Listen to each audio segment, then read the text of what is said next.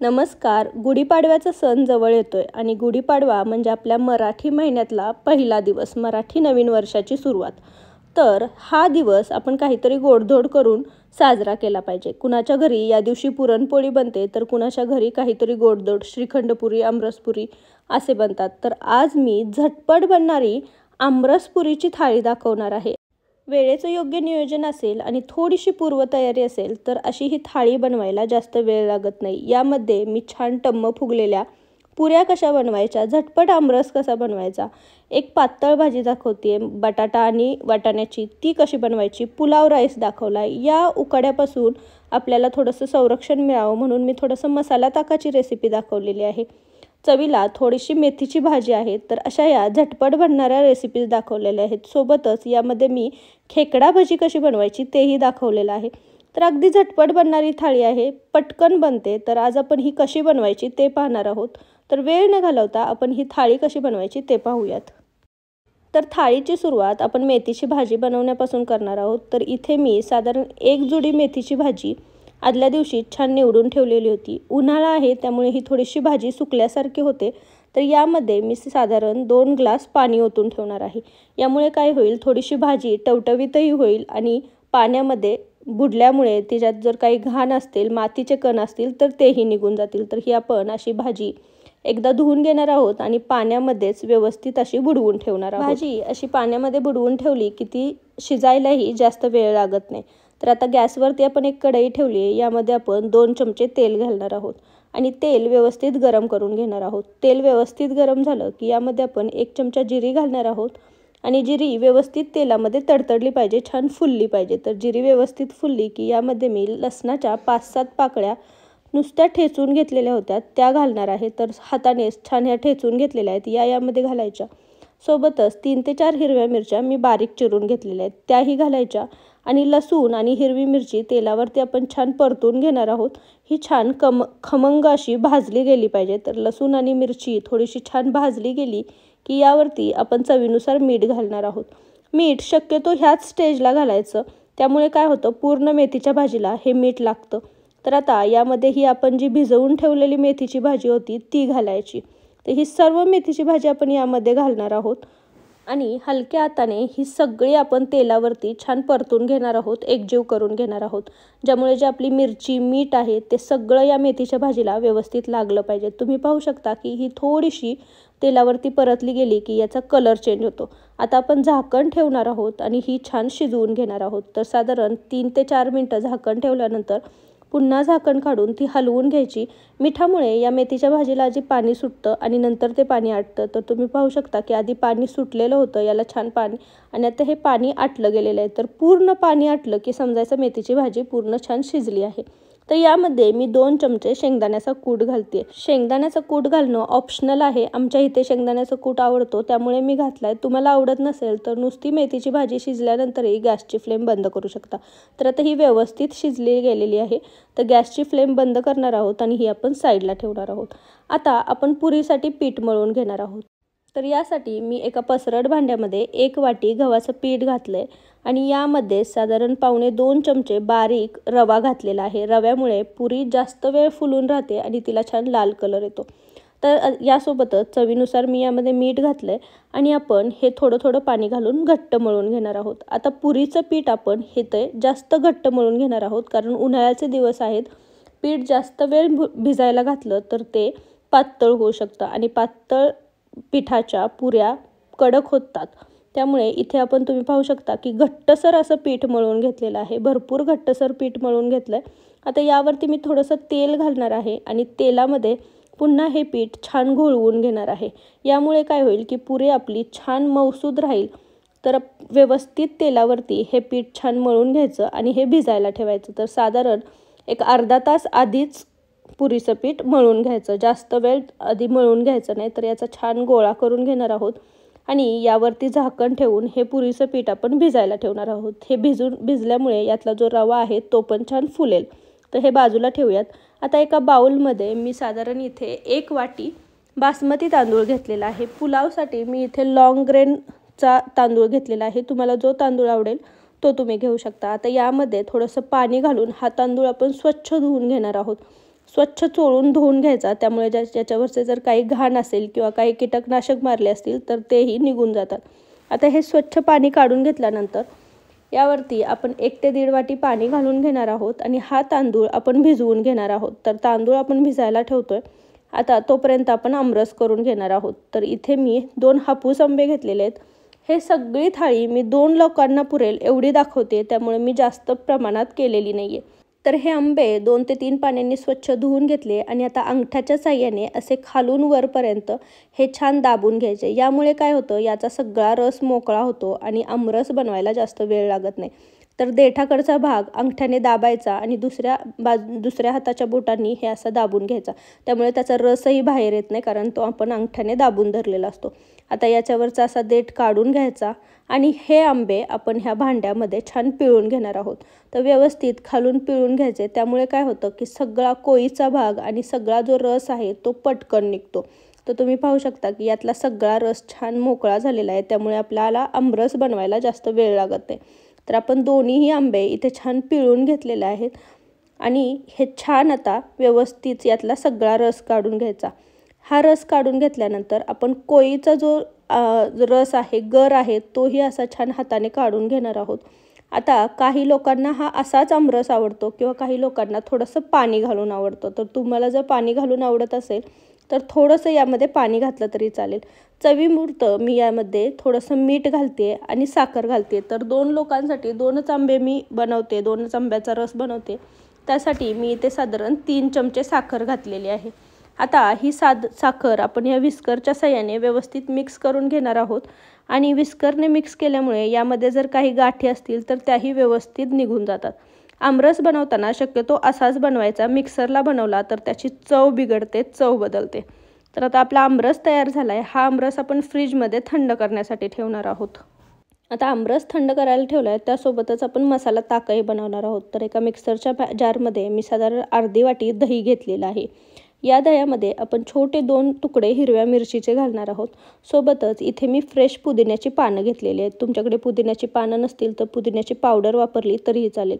थोडीशी आपण यामध्ये कोथिंबीर घातली आहे आणि इथे मी साधं मीठ घातलेलं आहे. तुमच्याकडे जर सेंधव मीठ असेल तर ते वापरलं तरीही चालेल.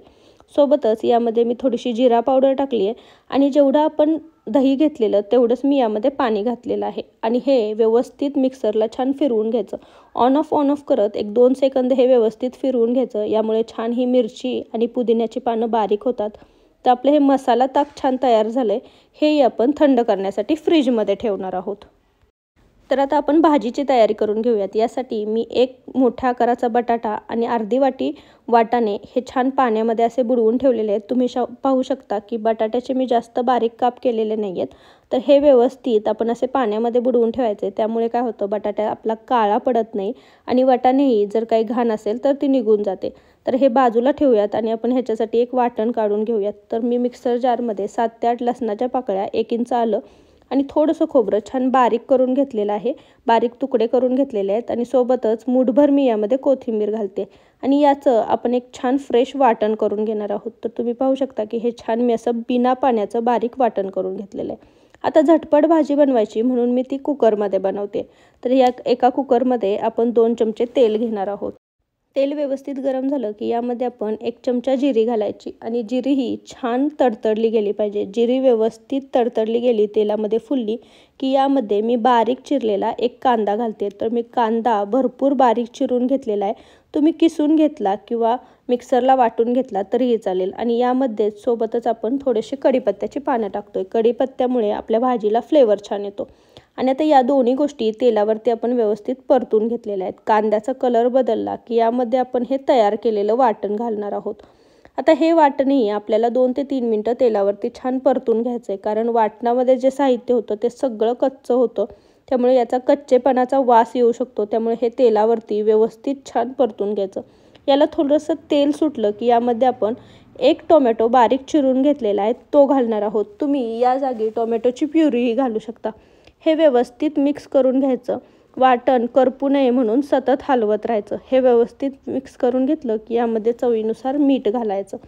तर आता हे व्यवस्थित छान मिक्स करून घ्यायचं. वाटणाला आपल्या छान तेल सुटलं की यामध्ये आपण मसाले घालणार आहोत. तर इथे मी साठवणीतला घरचा मसाला घातलेला आहे 1.5 चमचा. तुम्ही या जागी कुठलाही कांदा लसूण मसाला असेल तर तोही घातला तरीही चालेल. अर्धा चमचा मी हळद घालते, अर्धा चमचा मी काश्मीरी लाल मिर्च पावडर घातलेली आहे आणि पाव चमचा मी इथे मटण मसाला घातलेला आहे. मी कुठलेही वेगळ्या प्रकारचे मसाले घातलेले नाहीत, एवढ्याच 4 मसाल्यांचा वापर केला आहे. आणि आता हे मसालेही व्यवस्थित आपण तेलावरती परतून घेणार आहोत. हे व्यवस्थित परतले गेले की यामध्ये मी थोडीशी कोथिंबीर घालते आणि कोथिंबीर अशी मसाल्यांसोबत परतली की त्याचा सुगंधही छान येतो आणि आपल्या भाजीला छान कटही येतो. आता यामध्ये आपण हे जे वाटाणा आणि बटाटे भिजवून ठेवलेले होते ते निथळून घेऊन हे घालणार आहोत. आता बटाटा आणि वाटाणा या मसाल्यासोबत व्यवस्थित हलवून घ्यायचा, व्यवस्थित परतून घ्यायचा. हा व्यवस्थित परतला गेला की मी यामध्ये साधारण 1 ग्लासभर पाणी घातलेलं आहे. तर पाणी तुमच्या अंदाजानुसार घालायचं. मी कुकरचं झाकण लावते आणि याच्या मीडियम फ्लेमवरती 2 शिट्ट्या करून घेणार आहे. 2 शिट्ट्या झाल्या की कुकरचा गॅस बंद करायचा आणि पूर्ण कुकर थंड करून घ्यायचा. तर आपला कुकर व्यवस्थित थंड झाला आहे, मी तुम्हाला दाखवते. आपली भाजी छान घट्टसर झालेली आहे. तुम्हाला किती पातळ पाहिजे, किती घट्ट पाहिजे त्यानुसार तुम्ही पुढची प्रोसेस करू शकता. तर तुम्हाला वाटते की भाजी पातळ आहे तर गॅसची फ्लेम पुन्हा ऑन करायची, थोडीशी याला उकळी आणायची आणि यामध्ये मी 1 चमचा दाण्याचं कूट घालणार आहे. आता शेंगदाण्याचं कूट तुम्ही आधी घातला असता तरीही चाललं असतं, पण भाजी किती पातळ आणि किती घट्ट होते त्यानुसार आपण हा नंतर घालणार आहोत. आणि याला एक आपण उकळी काढून घेणार आहोत. उकळी काढल्यामुळे भाजीला आपल्या छान दाटसरपणा येणार आहे. तर तुम्ही पाहू शकता की भाजी आपली छान उकळली गेलेली आहे. तर मी भाजी पण दाखवते, छान दाटसर झालेली आहे. तर आता आपण गॅसची फ्लेम बंद करणार आहोत. आपली भाजी तयार आहे, आपण ती साईडला ठेवणार आहोत. आता आपण पुलावची तयारी करतोय. पुलावसाठी मी इथे एक फ्रेश मसाला बनवून घेते. तर यासाठी 4 मिरी, 4 लवंगा, थोडासा दालचिनीचा तुकडा, थोडीशी जिरी, 1 इंच आल्याचे असे बारीक काप करून आणि 2 ते 3 हिरव्या मिरच्या मी बारीक करून घेतलेल्या आहेत. पाणी न घालता आपण याचं एक वाटण तयार करून घेणार आहोत. आता एका कढईमध्ये 1 ते 1.5 चमचा मी तूप घातलेलं आहे आणि तूप व्यवस्थित आपल्याला गरम करून घ्यायचं आहे. तूप वितळलं की यामध्ये मी काजूच्या अशा पाकळ्या घातलेल्या आहेत. ह्या आपल्याला तुपावरती छान परतून घ्यायच्यात. थोड्याशा गोल्डन ब्राऊन रंगाच्या होईपर्यंत या परतून घ्यायच्या. यामध्ये मी पाव वाटी मटार घालते. तर हा ताजा मटार आहे. सोबतच यामध्ये मी पाव वाटी गाजराचे काप घालते. आता यामध्ये तुम्हाला आवडतील त्या भाज्या तुम्ही घालू शकता. तुम्हाला जर फ्लॉवर आवडत असेल तर तुम्ही फ्लॉवर घालू शकता, बटाट्याचे काप घालू शकता, पनीर आवडत असेल तर पनीरही घालू शकता. तुपावरती या भाज्या आपण 2 मिनटं परतून घेतलेल्या आहेत. आता आपण जो हा तयार करून घेतलेला मसाला होता तो आपण यामध्ये घालणार आहोत आणि हाही मसाला आपण तुपावरती छान भाजून घेणार आहोत. एक 2 ते 3 मिनटं मसाला आपण व्यवस्थित भाजून घेतला की या भाजीसोबत हा मिक्स करायचा आणि 2 मिनटं हा छान तुपावरती परतून घ्यायचा. आता हा व्यवस्थित परतला गेला की आपण जे तांदूळ भिजवत ठेवलेले होते त्यातलं सगळं पाणी निथळून घेणार आहोत आणि हे तांदूळ आपण यामध्ये ॲड करणार आहोत. सोबतच यामध्ये थोडीशी कोथिंबीर ॲड करणार आहे आणि हे व्यवस्थित आपण असं मिक्स करून घेणार आहोत. चवीनुसार यामध्ये आपण मीठ घालणार आहोत आणि हे एकदा व्यवस्थित हलवून घ्यायचं. तांदूळ शक्यतो करपून द्यायचा नाही. हे व्यवस्थित हलवून घेतल्यानंतर यामध्ये आपण या वाटीने 1 वाटी तांदूळ घेतलेला, तर सेम वाटीने आपण 2 वाटी पाणी कोमट करून घेतलेलं आहे ते आपण यामध्ये घालणार आहोत. लक्षात ठेवायचं यामध्ये कोमट पाण्याचा वापर करायचा, त्यामुळे आपला पुलाव शिजायला जास्त वेळ लागत नाही. तर 2 वाटी पाणी घातल्यानंतर हे व्यवस्थित मिक्स करायचं आणि तुम्ही इथे थोडासा मिठाचं प्रमाण बघू शकता. याला एक छान उकळी येऊन द्यायची. आता तांदूळ आपला छान पांढरा शुभ्र दिसावा म्हणून मी यामध्ये थोडासा लिंबाचा रस घालते. तर आता याला एक व्यवस्थित उकळी आली की यावरती झाकण ठेवायचं आणि 5 ते 7 मिनटं आपण हा छान उकळून घेणार आहोत. तर तुम्ही पाहू शकता 5 ते 7 मिनटानंतर यातलं बऱ्यापैकी पाणी आटलं गेलेलं आहे. तर पुन्हा एकदा आपण याला झाकण ठेवणार आहोत आणि एक वाफ काढून घेणार आहोत. 1-2 मिनटामध्ये याला एक छान वाफ येते आणि आपला पुलाव जो आहे तो छान शिजला जातो. तर तुम्ही दाबून बघू शकता आपला पुलाव छान शिजलेला आहे. गॅसची फ्लेम बंद करायची आणि झाकण ठेवायचं. आता आपण इथे भजीची तयारी करणार आहोत. तर यासाठी मी एक मोठा कांदा छान असा उभा पातळ चिरून घेतलेला आहे आणि हा व्यवस्थित असा सुट्टा करून घ्यायचा. हा होईल तितका सुट्टा करून घ्यायचा, त्यामुळे आपल्या भज्यांना एक छान असा वेगळा आकार येतो. तर हा पूर्ण सुट्टा करून घेतल्यानंतर यामध्ये मी थोडंसं मीठ घालणार आहे. तर इथे साधारण मी अर्धा चमचा मीठ घातलेला आहे आणि हा कांदा छान मिठामध्ये मिक्स करून घ्यायचा. आपण इथे कोणत्याही प्रकारचा पाण्याचा वापर नाही करणार, त्यामुळे आपण याला मीठ लावून हा साधारण 10 मिनटं असाच झाकून ठेवणार आहोत.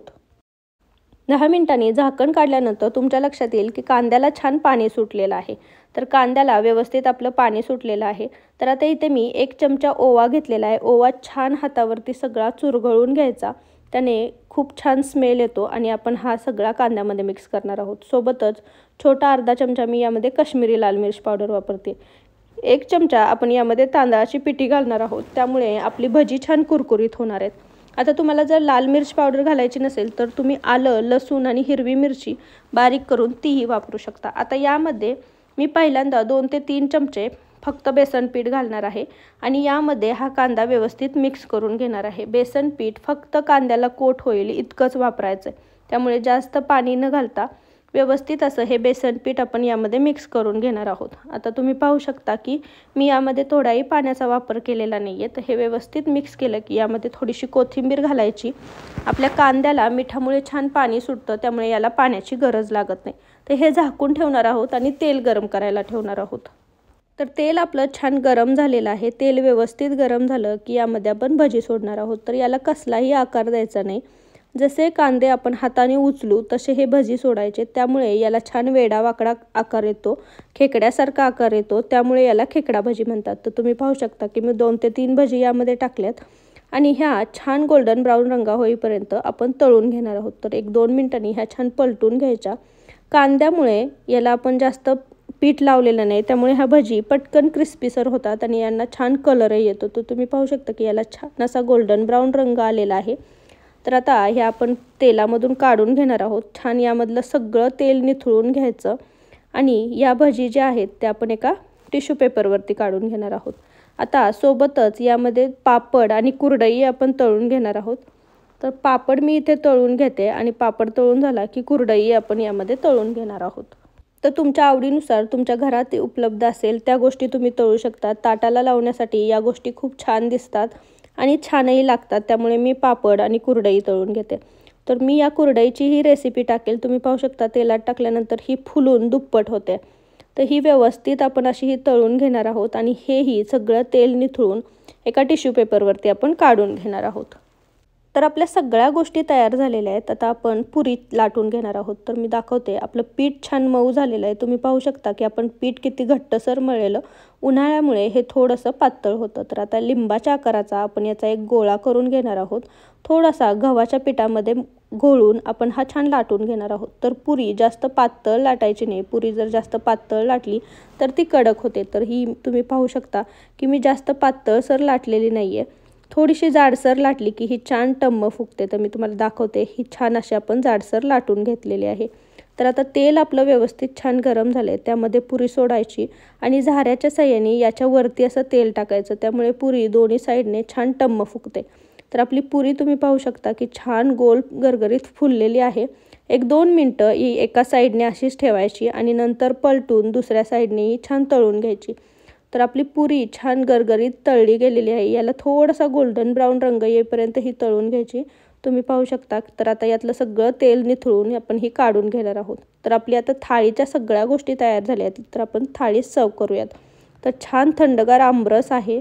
मस्त बटाटा आणि वाटाण्याची भाजी केलेली आहे आपण. इथे मी एक पुलावाची मुदी पाडून घेते आहे आणि सोबतच मसाला ताकाच्या आपण छोट्या ग्लासमध्ये ताक ठेवलेलं आहे. खेकडा भाजी ठेवणार आहोत. सोबतच पापड आणि कुरडई जी आपण तळून घेतलेली होती ते ठेवणार आहोत. आता यामध्ये आपण ज्या ह्या टम्म फुगलेल्या पुऱ्या केलेल्या आहेत त्या इथे मांडून घेणार आहोत. आता यामध्ये मी काकडीचे थोडेसे काप चिरून घेतलेले होते तर ते घालणार आहोत. सोबतच शेंगदाण्याची चटणी घालणार आहोत. शेंगदाण्याच्या चटणीची रेसिपी चॅनलवरती अपलोड आहे. मी याची लिंक डिस्क्रिप्शनमध्ये देईल. आणि यामध्ये आपण जी मेथीची भाजी तयार करून घेतलेली तीही आपण एका बाजूला घालून घेणार आहोत. तर अशी ही साग्र संगीत आपली गुढीपाडव्याची थाळी तयार झालेली आहे. अगदी झटपट बनते. वेळेचं नियोजन तुम्ही योग्य केलं तर 1 ते 1.5 तासामध्ये ही पूर्ण थाळी तयार होते. तर अशी ही गुढीपाडव्याची थाळी तुम्हाला कशी वाटली मला कमेंटमध्ये नक्की सांगा. थाळी जर तुम्हाला आवडली असेल, यातल्या रेसिपीज आवडल्या असेल तर रेसिपीला नक्की लाईक करा आणि याची लिंक तुमच्या फ्रेंड्स आणि फॅमिलीसोबत जास्तीत जास्त शेअर करा. तुम्ही जर माझ्या चॅनलवर नवीन असाल तर चॅनलला नक्की सबस्क्राईब करा आणि जवळचे बेल आयकॉनही दाबा. त्याने माझ्या चॅनलवरच्या नवीन रेसिपींचे नोटिफिकेशन तुम्हाला मिळत राहतील. पुन्हा भेटू अशीच एक झटपट बनणारी थाळी रेसिपी घेऊन. तोपर्यंत थँक्यू आणि तुम्हा सर्वांना गुढीपाडव्याच्या आणि मराठी नवीन वर्षाच्या खूप खूप शुभेच्छा.